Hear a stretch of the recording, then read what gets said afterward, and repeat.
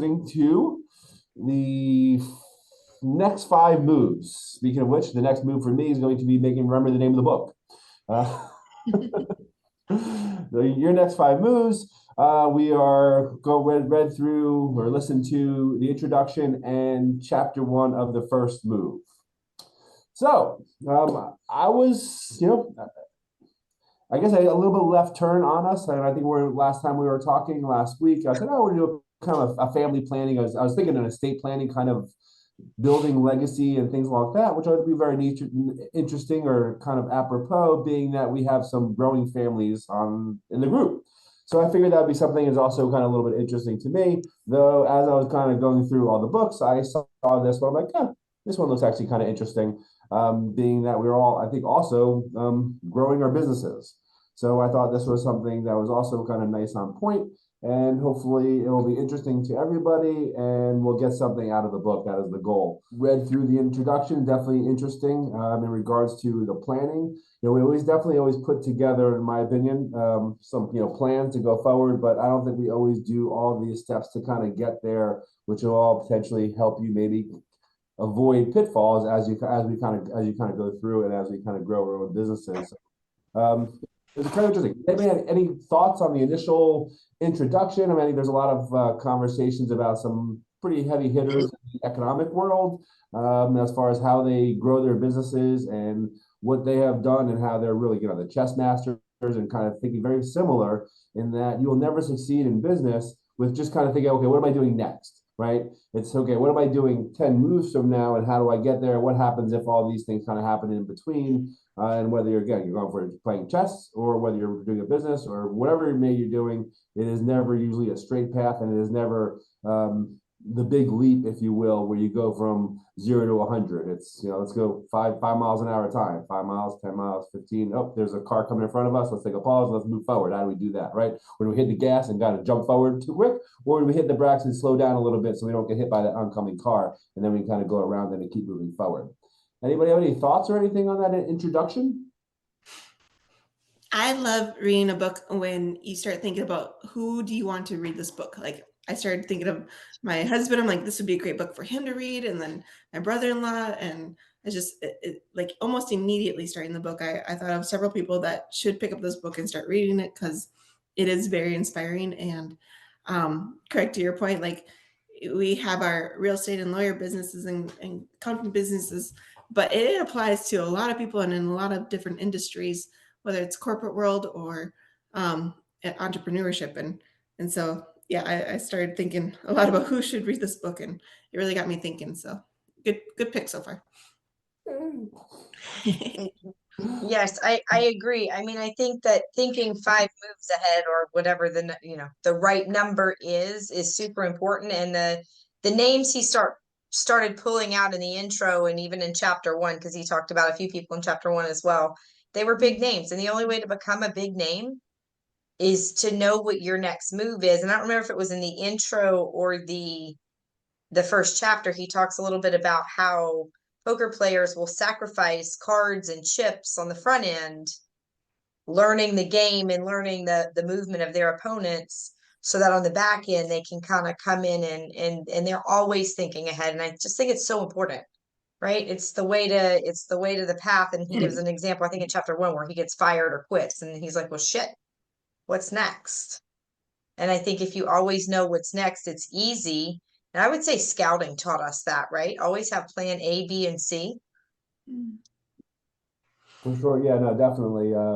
The poker analogy was a great little thing about thinking about the whole thing. Okay, it's not, I'm not trying to win one hand, because one hand doesn't get me in there, right? I mean, I need to win multiple hands, and you got to be figuring out, okay, all these other players, as other players dropping out, that may change somebody else's game now, because now you have a whole pot of, let's say, $10,000, right? If there's 10 players, everybody's got $1,000 to start. But as you start whittling down, there may be a player with 8,000, now 1,000. So the $8,000 player is going to now start playing a little bit differently, because they have most of the card or the chips at that particular point. So you got to figure out, how's that going to change their player? That's now is going to have to change my player.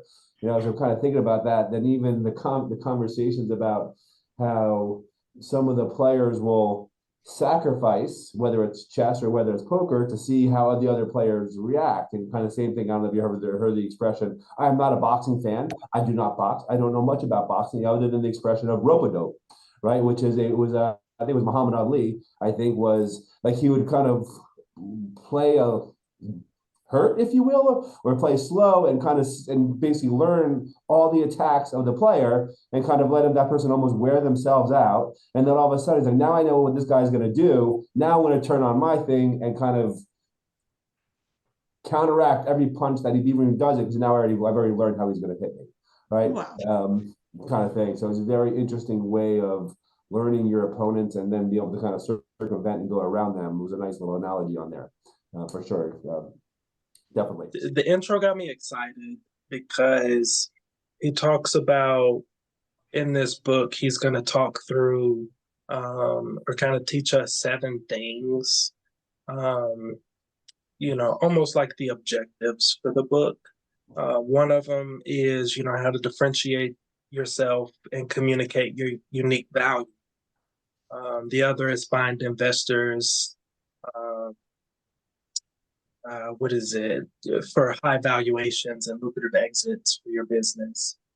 Attract top talent, design incentives to cultivate, maintain systems for rapid growth and staying power, process issues, make decisions, and effectively solve problems, identifying all this stuff. It's like, it's all fantastic stuff for your business, but even some of these last ones, like problem solving and, what do you want to do with your legacy? Like, who are you? And even negotiating, those are all things that we just use in our lives, and it's just better we are at them. No, for sure. I mean, thinking about, the kind of ingraining kind of where you're going, how you're gonna get there, and the fact that it's never 1 or 2 moves. I mean, I know I hear Laura talking about it all the time, which is negotiating a real estate contract. Well, if I push back and they kind of push back with this, well, what's my counter to that, right? You're trying to think of the counter arguments before you even get there, your arguments. Okay, here's my offer. Well, they're going to say it's a lowball offer, so I'm going to be prepared with my comparables of where I got it. So when they come back, oh, well, I got this. Well, that was 6 months ago. So how about the one from last week, which shows X, Y, Z, right? You have those counter arguments ready. You already know what potentially they're going to be saying, so you're ready to go, and you sound, not that Laura's not intelligent, she's very intelligent, but but yeah, be able to kind of right off the bat, oh, what's your argument? Oh, here's the counter right to that, right? And oh, let me think about it, let me get back to you. Now it's like you kind of maybe struggling a little bit, so adding those and being ready to go, those counter arguments are super very good. Yeah, I was super excited about the intro. I was nervous. I didn't know, because I know nothing about the book. I know nothing about the author.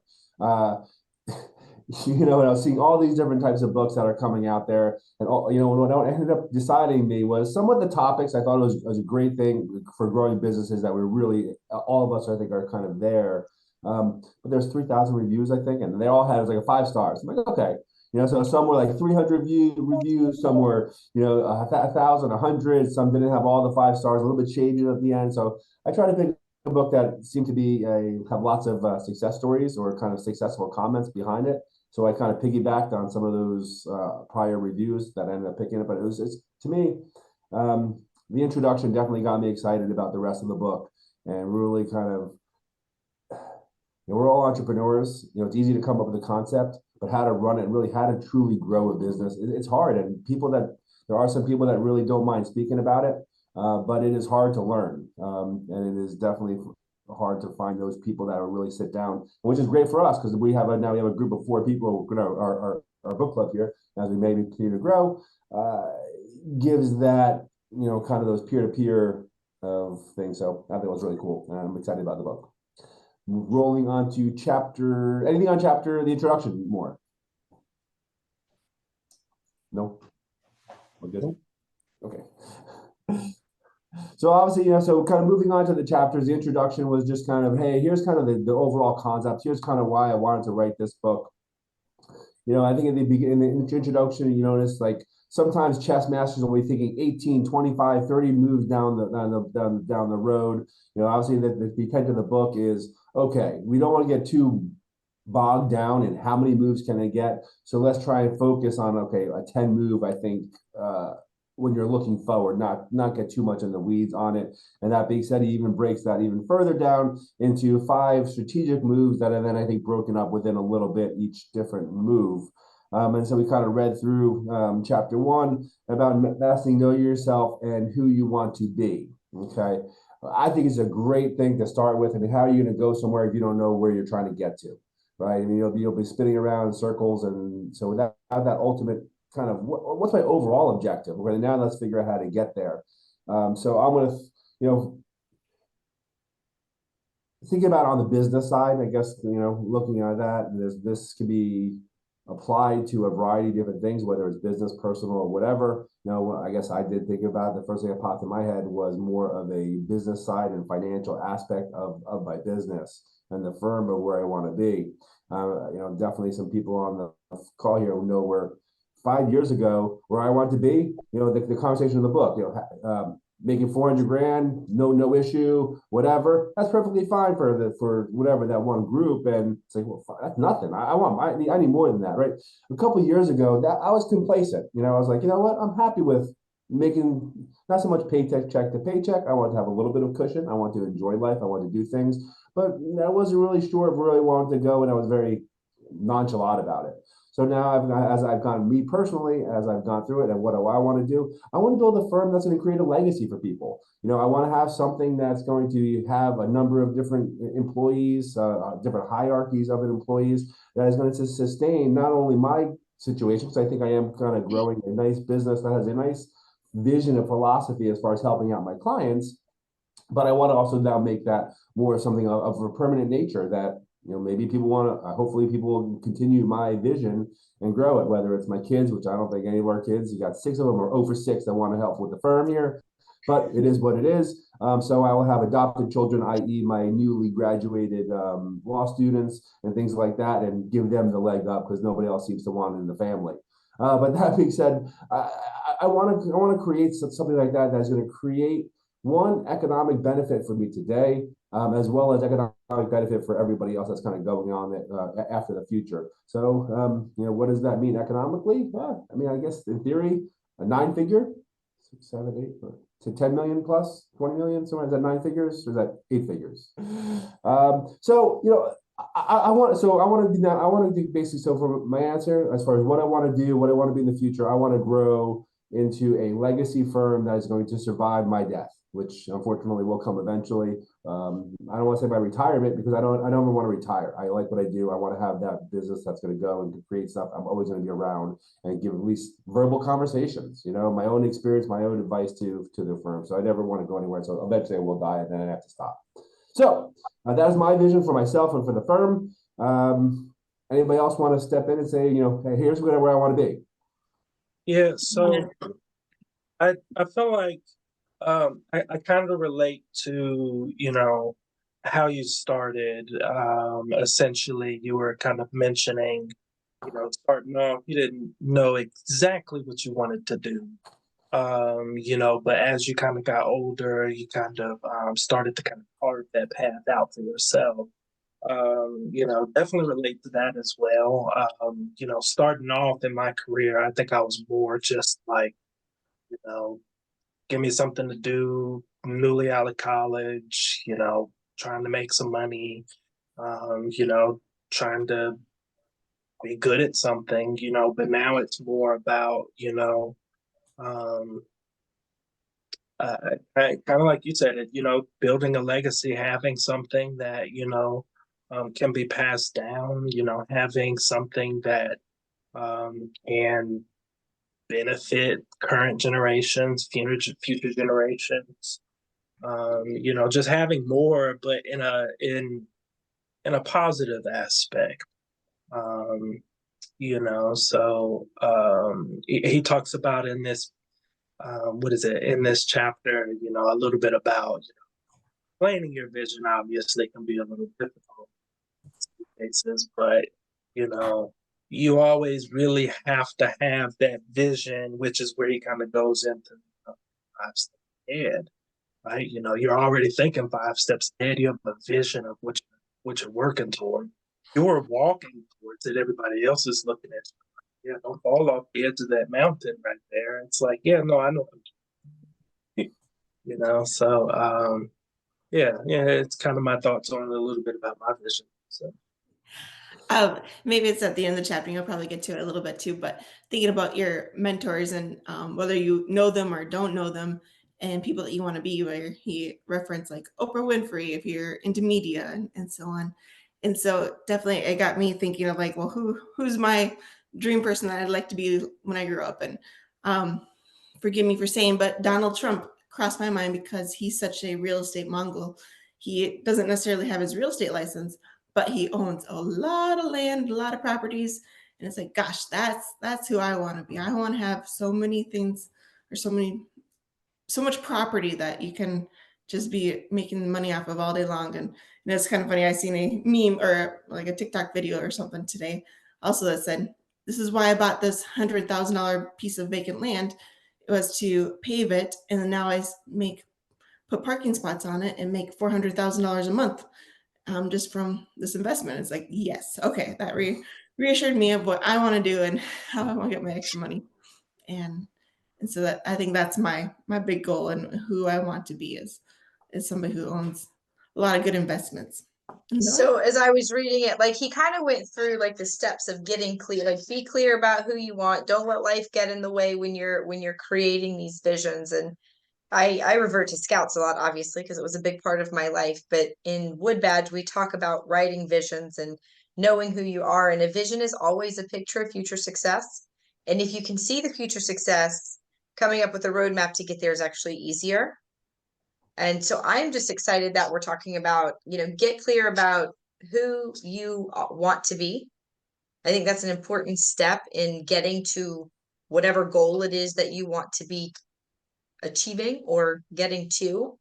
And so for me, like, as I was thinking about this, I think that, I've probably had a pretty clear vision for a while, but I think the steps are probably getting more clear.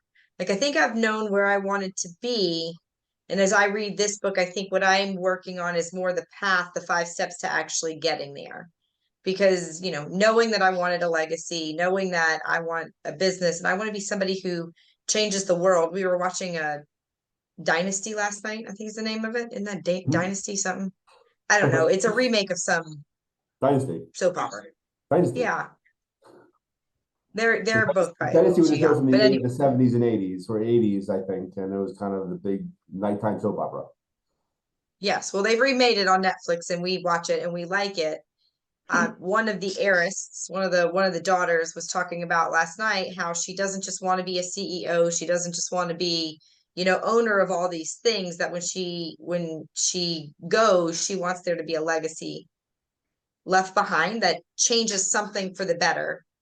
And I think that having a plan, knowing what you're doing, leaving what you found a little better than how you found it is a super big achievable goal. And I think this is kind of the first step in getting there. So for me, it's a lot of, I know what the vision is. I know where we're going. Let's really capitalize on the steps on getting there so that you can just get there so much faster. I don't want this to take 20 years. I don't want this to take 30 years. I want it to take 5, and then I can enjoy the next 20 or 30. Very good. All right, so we're all trying to remember. I'm trying to remember what our goal is, and we'll see when we get to the very end of how we're going to get to that goal based on all the steps. So hopefully we'll talk about how we do it, and hopefully I remember all these wonderful little tidbits of stuff that I don't take the notes. And even though I was thinking about here, like when I was listening to the books. One, I'm glad I'm not taking notes. So I'm probably listening in the car, and probably shouldn't be taking notes while I'm driving. But that being said, there's definitely there's a lot of little tidbits in here that I thought were really, really good. So hopefully, I'll try and do a really much better job in writing this stuff down as I go. But as we also kind of go through these conversations, maybe we kind of circle back, because I think these are some of the things, maybe even 5 books from now. Hey, by the way, remember we did our goal kind of thing? How are we doing on this thing? I know you guys, some of people are here in the group have their weekly meetings to make sure their goals are being met. So it'd be interesting if they bring this path into their weekly meetings to say, oh yeah, by the way, I have a whole new goal, by the way, that's a step by step for the next 50,000 steps for the next 10 years. And one of the things that I thought was very interesting, because I know we talked about and I'm blanking on the word, but those kind of affirmations, right? I think a lot of the books that have been read is affirmations. I'm good, I'm this, I'm da da da da da. which are all great little things. And a lot of books talk about making sure you start your day with the positive affirmations. What the thing that I thought was interesting was the negative affirmation within this chapter that they talked about, and that big driving force of what it is. I think he brought up the Elon Musk. Well, your father. Well, you're going to be worthless. You're going to be back here in 30 days. Oh yeah, I'll show you, right? And always in the back of his head, I'm imagining he's driving him forward. I'm not going to prove my dad wrong. I'm going to prove this person wrong. How dare him say I'm not good enough? I can't be the world's richest person, right? I don't know if that was his goal when he left Germany, but or Austria, whatever it was. But he definitely hit it, home run to some extent. Now again, I think all his companies are losing money, but he's a billionaire. So who matters? What does it really matter? You know, I mean, I got to throw the dig in to some extent, Natalie, with your Donald Trump reference. Who, yes, it's probably with him, like he probably should have stuck to his vision, right? He is a real estate mogul, 100%. You cannot deny the fact of he hit grand slam after grand slam with real estate. Even the good news, even if you have if you hit a single, you can still end up with a home run if you make all the bases, right? You can make a bad real estate purchase. Well, eventually you hit all the bases, time goes by. Now that real estate that you paid over much, 20 years, now it's triple what its value and you paid under, right? So you can keep moving forward on the real estate. Now, his other businesses, Trump Steak, Trump Airlines, Trump Water, Trump University, right? Every other thing that he did failed. But man, does he know how to run a real estate business. And he does that with better than anybody else in the world. I mean, he can't focus. So to that point of focus, and anyway, I don't know why I got on that, but in regards to the negative connotations, I think real estate moguls, where I guess Barbara from Shark Tank, people heard her from there, but she did obviously cut her teeth in the real estate industry. She's not a talking head. She is not a social media person. She is not, and now she became that as her second life to some extent, but she made her money and did everything on real estate. And what was the biggest thing? When she had a failed relationship and the other person, you can never do this without me. Oh yeah, let me show you, right? I have a little bit of personally a situation that I heard, well, you can't do it, da, da, da. On the personal side, I did have thankfully so, a past wife who was not very supportive to a lot of things that was going on. But, there was times that I was in another firm. We were doing real estate. The market did shift. Our clients were a lot of loan officers, right? When in 2008, the mortgage industry went to zero, literally almost pretty much overnight within 3 months. No matter how good of an attorney we was, nobody was buying or selling or refinancing properties for 6, 7, 8 months, right? So our business went from doing, probably over $1 million a year to doing maybe 1 million pennies in a year, right? Like, I mean, it tanked overnight, all right? So I need to find something that's going to make some income. I have a family, you're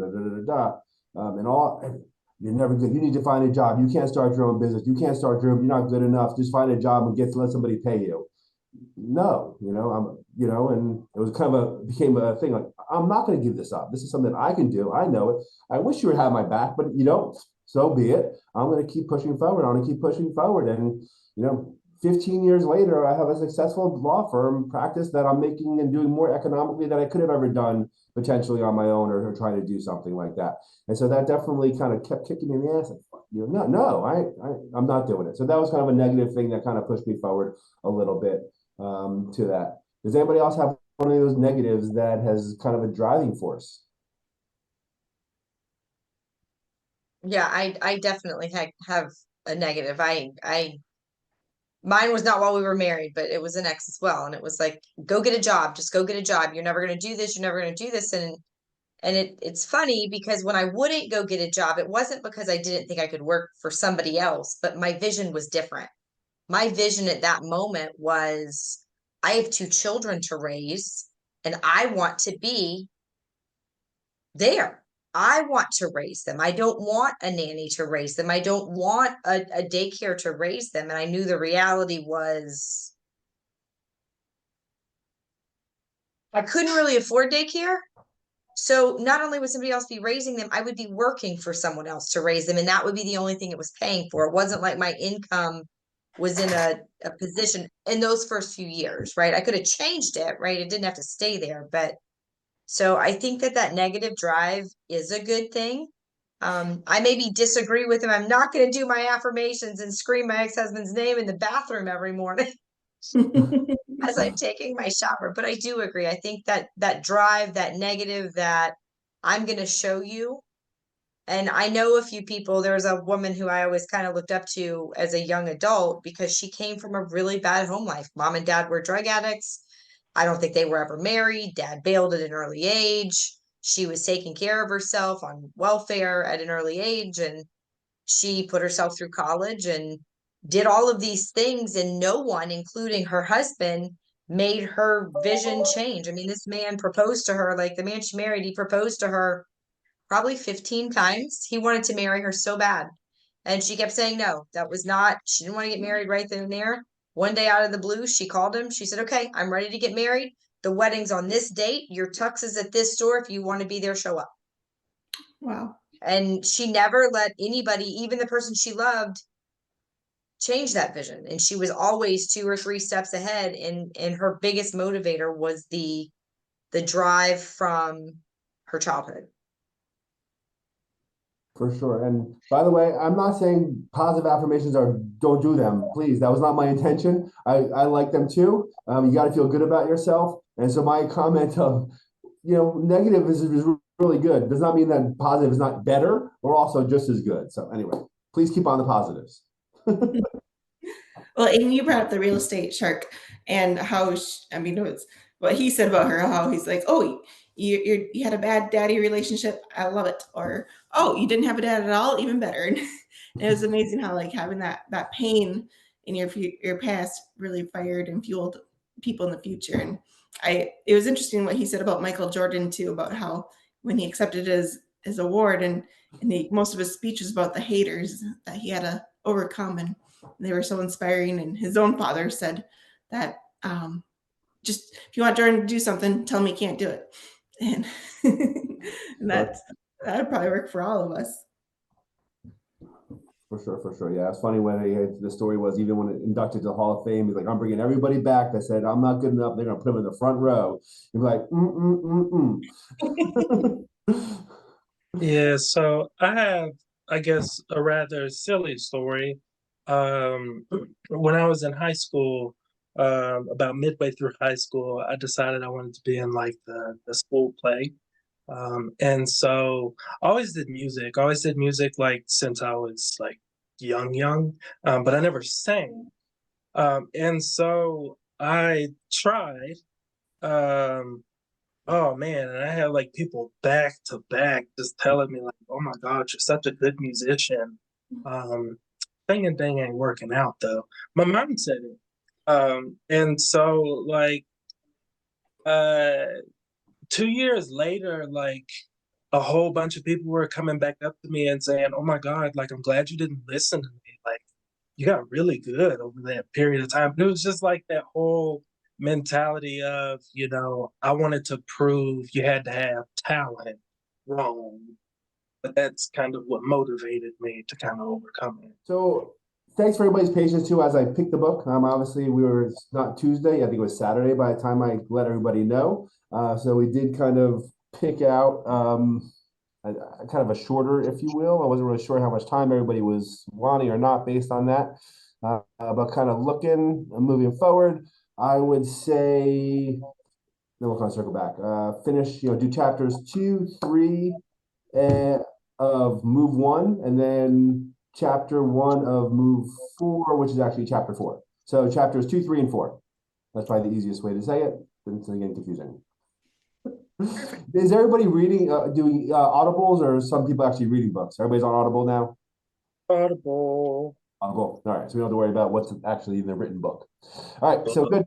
So listen to chapters 2, 3, and 4 for next week. Hopefully everybody will just be as much excited as the book next week as they are this week. Any follow-up, final thoughts on anything from the first intro and that we didn't kind of cover, or anybody wants final thoughts as we wrap up the meeting today? I just think it's a good book. I'm excited. I think it's a good follow-up to the book we read. getting clear on communication and how to make friends, and where are you going now with all those people that you're pulling into your life. Yeah, Yeah. definitely. I like that because getting to that result is definitely going to be a little bit easier, knowing how to deal with all the people and making sure that they all agree with you and they do what you're wanting to do to get you to the end of the result. You need them. Yes, for sure. All right. Well, I guess we're 4 minutes early, but I appreciate everybody's time and everybody's kind of patience on me learning how to lead, getting better at it, hopefully. Very good. Great job. Awesome. Thank you guys.